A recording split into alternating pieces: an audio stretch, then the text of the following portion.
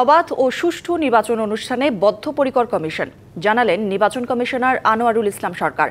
কুয়াকাটায় জাতীয় সংসদ নির্বাচনে ভোট গ্রহণের প্রস্তুতি হিসেবে সকালে স্থানীয় নির্বাচন কর্মকর্তাদের প্রশিক্ষণ কর্মশালায় তিনি আরও বলেন, ত্রয়োদশ জাতীয় নির্বাচনের সব প্রস্তুতি সম্পন্ন করেছে কমিশন।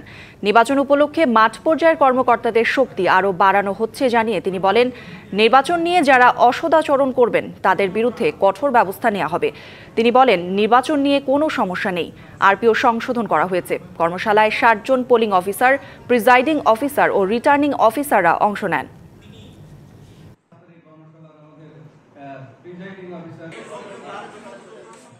ভালো, অবাধ, সুষ্ঠু, নিরপেক্ষ নির্বাচন করার জন্য যত প্রস্তুতি আছে আমরা সব প্রস্তুতি নিয়ে রেখেছি।